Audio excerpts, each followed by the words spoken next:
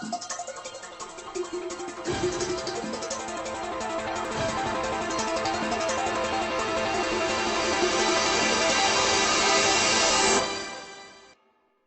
y en a qui sont d'excellentes humeurs, qui fassent attention. Hein? Donc le silence complet, total, à partir du moment où les sujets sont distribués. L'épreuve de philosophie, c'était ce matin et c'est maintenant terminé. Quel plan fallait-il rédiger pour réussir sa dissertation? Réponse avec François Curigné, professeur de philosophie chez Cours des Clics. Cette année, certains thèmes étaient communs. Le travail pour les L et les ES, la coexistence entre les individus pour les S et les ES, et le rapport entre croyance et vérité pour les L et ES.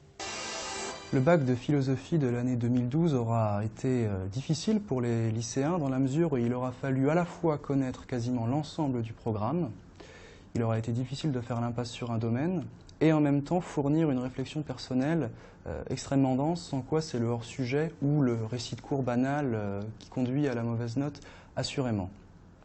Entre la filière S et la filière L, nous avons des points communs.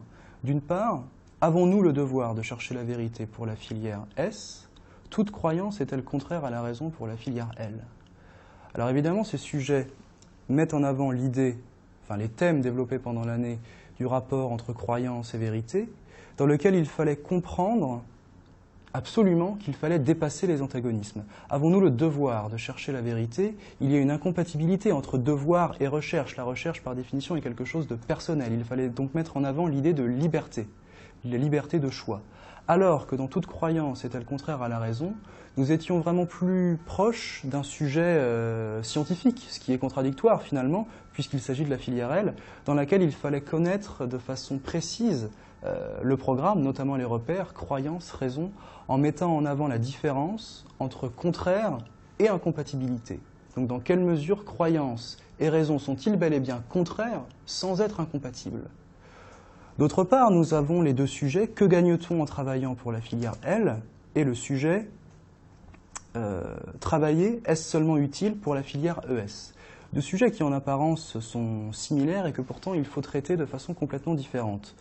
Pour le sujet ES, le thème qu'il faut mettre en avant, c'est l'utilité davantage que le travail. Le relier au travail, bien évidemment, mais c'est l'utilité qui est le pivot du sujet, en montrant justement que le travail ne doit pas réduire l'individualité du sujet, ne doit pas le réduire à un outil. Alors que gagne-t-on en travaillant? Évidemment, le travail est important, mais l'idée la plus importante est celle de gain. Pourquoi faudrait-il gagner sa vie par le travail? Et donc mettre en avant l'héritage de la civilisation mondiale, finalement, et plus précisément chrétienne, l'idée de faute, l'idée d'expiation, et donc l'idée d'une reconquête de la liberté. Bon. Dans les deux cas, néanmoins, l'idée de liberté est présente. Enfin, il nous reste deux sujets à la fois séparés sans l'être complètement. Peut-il exister des désirs naturels pour la filière ES, et serions-nous plus libres sans l'État? Bon, d'une part, nous avons un sujet qui traite des désirs, du rapport à soi, des choses un peu métaphysiques, abstraites, tandis que serions-nous plus libres sans l'État? Bon, il y a l'idée de liberté qui est métaphysique, mais l'idée d'État qui est quand même quelque chose d'extrêmement concret.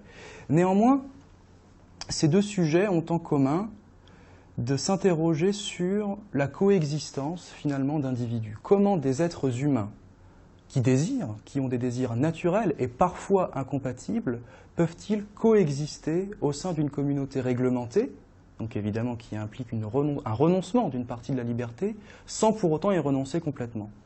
Néanmoins, pour le sujet, serions-nous plus libres sans l'État? Il s'agissait évidemment d'invoquer des auteurs de philosophie politique, notamment Hobbes, et donc la différence entre État sécuritaire et en même temps liberté. Donc voilà, coexistence, sécurité et liberté.